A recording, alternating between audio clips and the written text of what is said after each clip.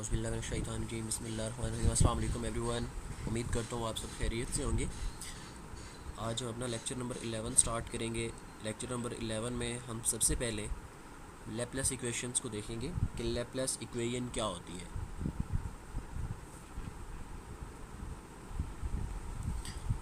So here is the Laplace equations. Let's say हमारे पास कोई function है, फंक्शन ऑफ टू वेरिएबल होगा, तो हम इस इक्वेशन को यहाँ पे कट करेंगे। Partial square F over partial X square plus partial square F over partial Y square. लेकिन यहाँ पे हम क्योंकि फंक्शन ऑफ थ्री वेरिएबल्स की बात कर रहे हैं तो इसलिए हमने इसमें z भी ऐड कर दिया। इक्वेशन बेसिकली क्या बताती है कि if you take second derivative with respect to x, with respect to y and with respect to z, और फिर जब आप उन तीनों का सम करोगे तो उनका सम इक्वल्स टू ज़ीरो आएगा। अब लेट्स से यहाँ पे हमारे पास कोई भी फंक्शन होगा, हम आगे किसी एग्जांपल में देखेंगे। कोई भी हमारे पास फंक्शन आएगा, हम उसी फंक्शन का डबल डेरिवेटिव लेंगे विद रिस्पेक्ट टू x, फिर डबल डेरिवेटिव लेंगे with respect to y, partial derivative, और उसी फंक्शन का पार्शियल डेरिवेटिव लेंगे twice times with respect to z। उनका सम करेंगे। अगर इन तीनों पार्शियल डेरिवेटिव्स, इन तीनों वेरिएबल्स के रिस्पेक्ट से जो पार्शियल डेरिवेटिव हम लेंगे उनका सम इक्वल्स टू ज़ीरो आ जाए,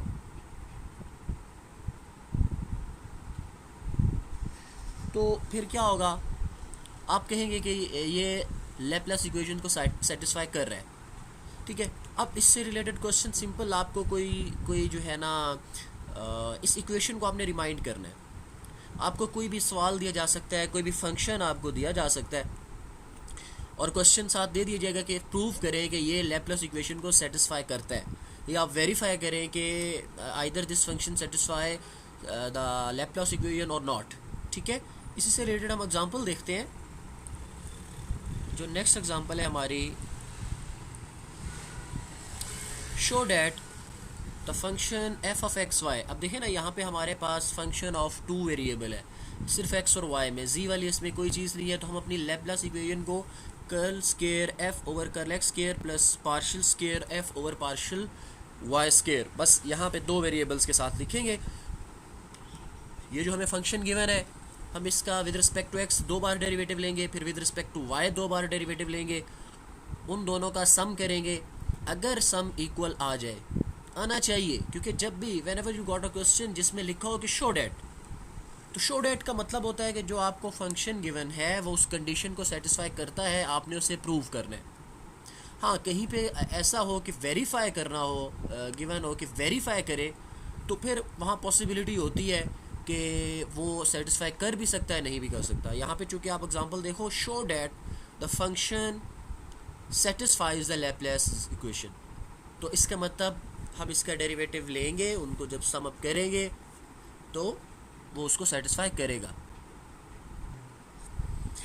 सो our function is F of x Y equals to E power X sine Y plus E power Y cos X. तो first we take its derivative with respect to X. आपकी मर्जी है, with respect to Y लें पहले या x लें। तो जब विद रिस्पेक्ट टू एक्स हम इसको डेरिवेटिव लेंगे तो जो हमारा वाई है वो हमारा कांस्टेंट होगा। ठीक है। जो y है उसको हम एज अ कांस्टेंट डील करेंगे। तो partial over partial x e power x sine y plus e power y cos x। तो e पावर x का जो डेरिवेटिव होता है उस पर कोई चेंज नहीं आता, मतलब e पावर x ही रहेगा। साइन y तो साथ कांस्टेंट था, इसलिए उसको कोई फ़र्क नहीं पड़ा। e पावर y भी कांस्टेंट है, उसको कोई फ़र्क नहीं पड़ा। कॉज x का डेरिवेटिव हमारे पास, कॉज का डेरिवेटिव माइनस साइन होता है, तो ये बन गया e power x sine y minus e power y sine x। अब क्योंकि हमने डबल डेरिवेटिव लेना है तो अब हम इसका डेरिवेटिव लेंगे। ठीक है। सो कर्ल, अब इसी फंक्शन का क्या किया है, आप पहले double derivative with respect to x ले लेते हैं, तो e पावर x का derivative e power x sine y same आ जाएगा, साइन का डेरिवेटिव क्या हो जाएगा, कॉज हो जाएगा। ठीक हो गया। अब हम आ जाते हैं विद रिस्पेक्ट टू y पे। ये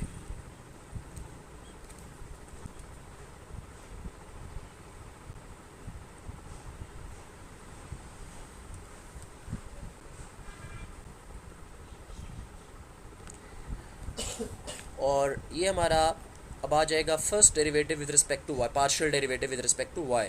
यहाँ पे ई पावर एक्स हमारा कांस्टेंट होगा, साइन वाई का derivative cos, e power y as it is cos x constant होगा। इसी का डबल डेरिवेटिव जब लेंगे तो हमारे पास ये चीज़ आ जाएगी। अब हमने क्या करना है, बेसिकली हमने इसको और इसको ऐड करना है। आपकी मर्ज़ी, आप इसको इक्वेशन 1 कह दें, इसको इक्वेशन 2 कह दें, ठीक है। उसके बाद आप लिखते हैं एडिंग इक्वेशन 1 एंड 2। जब हम इनको adding both partial second order derivatives, जब इनको ऐड करेंगे तो E power X sine Y minus E power X sine Y cancel out हो जाएंगे, minus E power Y cos और E power Y cos X, यहाँ पे एक्स है, दोनों ये भी कैंसिल आउट हो जाएंगे, आपका आंसर 0 आ जाएगा। यही हमने शो करना था कि ये लैपलेस इक्वेशन को सेटिस्फाई करता है या नहीं करता। हमने शो कर दिया कि उसको सेटिस्फाई करता है। इसी तरह इससे रिलेटेड और भी काफ़ी एग्जांपल्स आपको मिल सकती हैं, आप प्रैक्टिस वगैरह कीजिएगा। उसके बाद हमारे पास जो नेक्स्ट टॉपिक है that is Euler's theorem, the mixed derivatives. अभी तक भी हम मिक्स्ड डेरिवेटिव्स को देखते रहे हैं, ठीक है।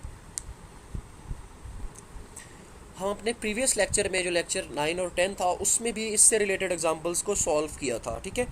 तो मैं यहाँ पे आयलर्स थ्योरम को थोड़ा सा बता देता हूँ। हमारे पास मतलब मिक्स्ड डेरिवेटिव्स जैसे कि f of x, f of y, f of x y, मतलब हम उसी फंक्शन का, पहले अभी तक हमने जो एग्जांपल्स की उसमें क्या होता था कि हम या तो with respect to x derivative ले रहे हैं, या with respect to y derivative ले रहे हैं, या सेकंड डबल डेरिवेटिव भी ले रहे हैं, तो या तो दोनों एक्स का ले रहे हैं या दोनों वाई का ले रहे हैं। यहाँ पे है मिक्स्ड, आप मतलब एक्स का लेके वाई का ले सकते हैं, वाई का लेके एक्स का ले सकते हो। और दूसरी चीज़ हमें आयलर्स थ्योरम क्या बता रहा है कि अगर आप एफ ऑफ एक्स वाई करें या एफ ऑफ वाई एक्स करें, both derivatives will be same, उनमें कोई डिफरेंस नहीं होगा, दोनों क्या होंगे, सेम होंगे। इसका हमें फ़ायदा क्या होता है, ठीक है। फ़ायदा एज सच यही है कि हमें इसमें मतलब हमारे स्टेप्स भी बच जाते हैं, टाइम कंज्यूमिंग नहीं है, एफिशिएंट है, कि हम बजाय इसके कि बस एक एक बार डेरिवेटिव लेते जाएं, पहले विद रिस्पेक्ट टू एक्स लें, फिर विद रिस्पेक्ट टू वाई लें, हम एक ही फंक्शन का with respect to x then y then again x, हम इससे रिलेटेड एग्जांपल कर चुके हैं, तो ली जा सकती है, ठीक है। अब जैसे कि ये सिंबल है ना हमारे पास, the symbol curl square W over curl square X over Y, ये हमें बताता है कि हमने पहले with respect to Y differentiate करना है और उसके बाद विद रिस्पेक्ट टू एक्स, ठीक है।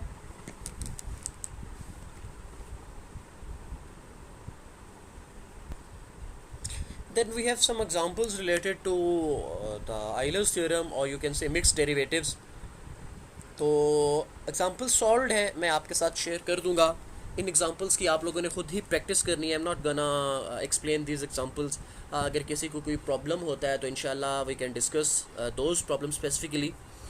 तो इन एग्जांपल्स के बाद हमारे पास जो नेक्स्ट टॉपिक आता है that is chain rule, how we can use chain rule, या what will be the benefit of chain rule, उसकी तरफ चलते हैं। हमारे पास ये एग्जांपल्स आपके पास स्क्रीन पे भी शो हो रही हैं, आप लोगों के साथ में शेयर भी कर दूंगा इंशाल्लाह।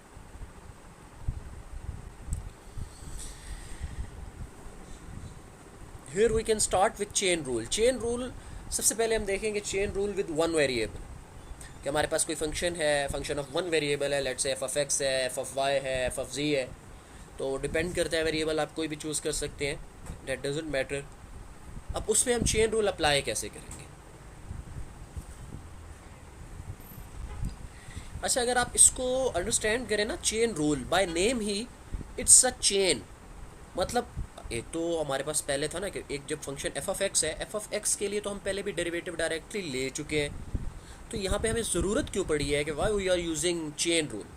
तो चेन रूल बेसिकली ये कनेक्ट करता है दो डिफरेंट वेरिएबल्स को, ठीक है। अब जैसे कि अगर आप यहाँ पे देखें, अगर आपको गिवन हो डब्ल्यू is equals to f of x, here डब्ल्यू is function of x, f of x, ठीक है। तो इधर जो फंक्शन है एफ ऑफ एक्स, ये डिपेंड कर रहा है एक्स पे, ठीक है। यहाँ पे जो x है वो किस पे डिपेंड कर रहा है, t पे, ठीक है। तो अब हम इनको कनेक्ट करने के लिए हम बेसिकली फाइंड क्या करना चाहते हैं, हम D W over D T find करना चाहते हैं। डी डब्ल्यू मतलब डब्ल्यू का डेरिवेटिव ओवर टी का डेरिवेटिव। वैसे बेसिकली क्या होता है हमारे पास, अगर फॉर एग्जांपल मेरे पास कोई फंक्शन है y equals to x plus one, जब इसका हम डेरिवेटिव लेते हैं वो क्या होता है d y by d x. ठीक है, तो यहाँ पे अगर मैं इसका डेरिवेटिव लूँगा इसका, तो वो तो D W by D x आएगा। अगर इसका डेरिवेटिव लूँगा वो आएगा D X by D T. लेकिन हमें क्या चाहिए, हमें तो D W by D T चाहिए। अगर इस तरह की सिचुएशन हमारे पास आ जाए कि हमारे पास दो डिफरेंट फंक्शंस आ जाएं जो डिपेंड जिस किसी डिफरेंट वेरिएबल्स पे डिपेंड कर रहे हो, जैसे कि ये x पे डिपेंड कर रहा है, ये t पे डिपेंड कर रहा है, बट जो डेरिवेटिव निकालना चाहते हैं वो हम निकालना चाहते हैं w ओवर t का। मतलब हम w का with respect to t derivative निकालना चाहते हैं, तो वहाँ पे हमें चेन रूल हेल्प करता है। कैसे करता है कि हम इसका with respect to x derivative लेंगे, इसका विद रिस्पेक्ट टू t लेंगे, then we have to apply chain rule. जब चेन रूल अप्लाई करेंगे तो हमारी ये रिक्वायर्ड फॉर्म आ जाएगी। तो इसलिए हम चेन रूल को यूज़ करते होते हैं।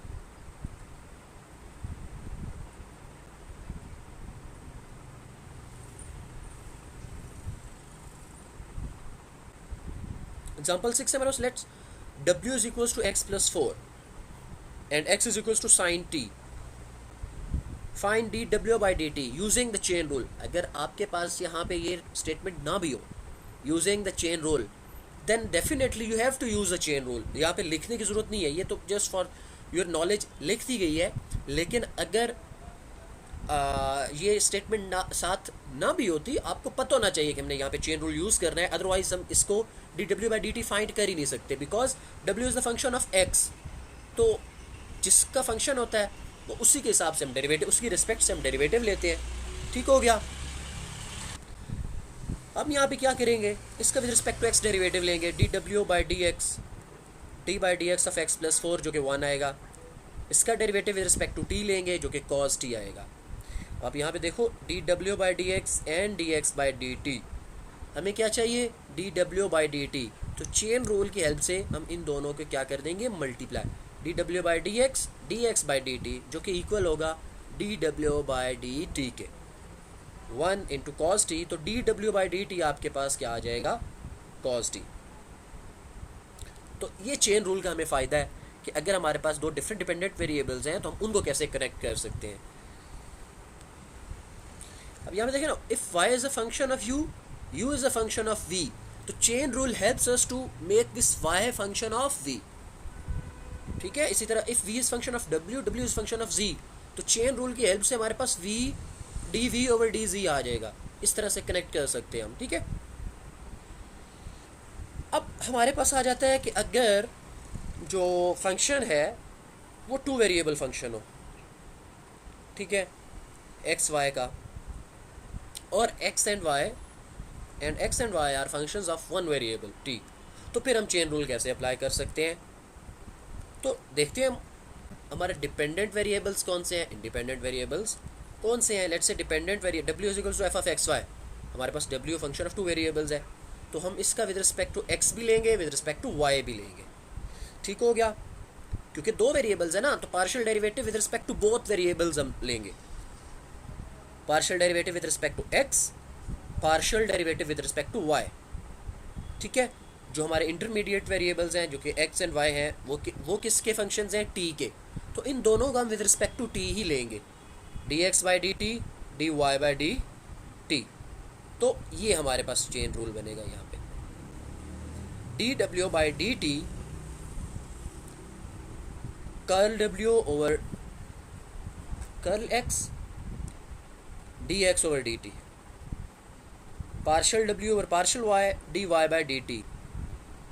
ये तो है ही सिंगल वेरिएबल ना, तो इसलिए D X by D T directly आ जाएगा। पार्शियल वेरिएबल पार्शियल डेरिवेटिव हमें मोस्टली तब लेना पड़ता है जब हमारे पास मोर देन 1 इंडिपेंडेंट वेरिएबल्स आ जाए, मतलब एक वेरिएबल एक से ज़्यादा वेरिएबल्स पे डिपेंड कर रहा हो तब। अब हम देखते हैं कि हम इसको अप्लाई कैसे कर सकते हैं, इससे रिलेटेड एग्जांपल करते हैं हम। अब देखें आप यहाँ पे w हमारे पास है function of two variable x y, x भी हमारे पास फंक्शन ऑफ t है, y भी हमारे पास फंक्शन ऑफ t है, और हम D W by D T find करना चाहते हैं बाय सब्स्टिट्यूशन मेथड। ये जो हम चेन रूल कर रहे हैं सब्स्टिट्यूशन मेथड, जब हमारे पास chain rule with of two variables जब हम अप्लाई कर रहे हैं, ठीक है। तो क्या है, बाय सब्स्टिट्यूशन मेथड डब्ल्यू x y x cos t y is equals to sine t. देखें w is equals to x y, हम क्या करेंगे, x और y की वैल्यू यहाँ पे पुट कर दी। x और y की जब वैल्यू पुट की, इससे हमें क्या फ़ायदा हुआ, cos t sin t। अब अगर मैं यहाँ पे इसका dw बाई dt डेरिवेटिव ले लूँ, उससे क्या होगा, हमें इस पर प्रोडक्ट रूल यूज़ करना पड़ेगा। प्रोडक्ट रूल यूज़ करेंगे तो ये 2 से 4 वैल्यूज़ बन जाएंगी। तो हमने अपने आसानी के लिए क्या किया, यहाँ पे हमने फार्मूला बना दिया। फार्मूला क्या होता है, ये हमारे पास फार्मूला होता है sine 2 theta is equals to 2 sine theta cos theta.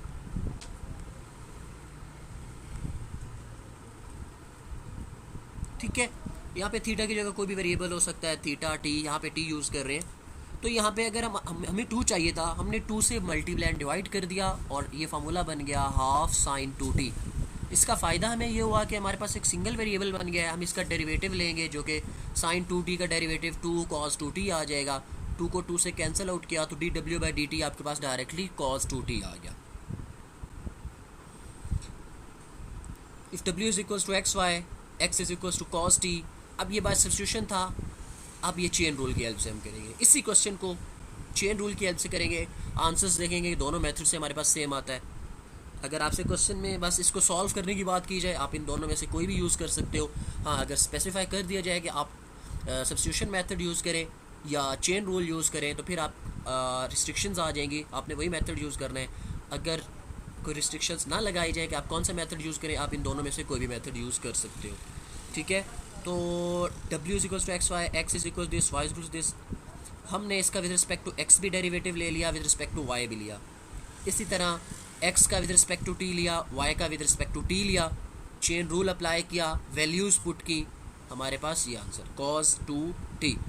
cos square minus sine square इसके इक्वल होता है। ठीक है, cos स्केयर t, परेशान नहीं हो जाना कि cos 2t कहाँ से आ गया। ये सारे ट्रिग्नोमेट्रिक रेशोज़, ट्रिग्नोमेट्रिक आइडेंटिटीज़ हैं। अगर आपने चैप्टर में ये फर्स्ट ईयर की बुक है मैथ्स की, उसमें ट्रिग्नोमेट्री का जो सेक्शन था उसमें सारी ये फार्मूलाज हैं।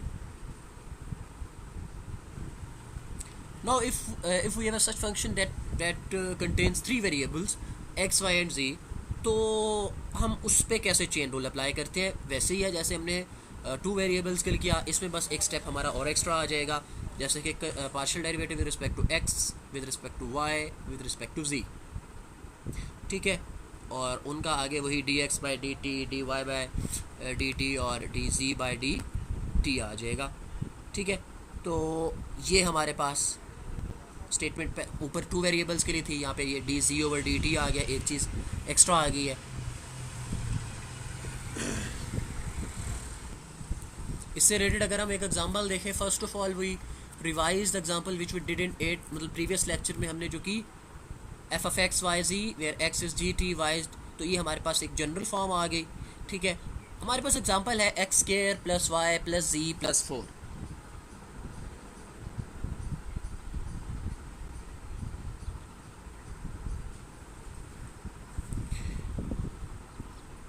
w is equals to this, then find dw by dt। x हमें ये गिवन है, x is equals to e power t, y ये है, z t प्लस 4 है। हम क्या करेंगे, ये जो हमारे पास फंक्शन है ना w, इसका with respect to x with partial derivative with respect to y और with respect to z find कर लेंगे, और फिर x का with respect to t, y का विद रिस्पेक्ट टू t और z का with respect to t derivative लेंगे, dx by dt, dy by dt, dz by dt। Then we will use this equation, इसमें values put करेंगे, आपका answer आ जाएगा।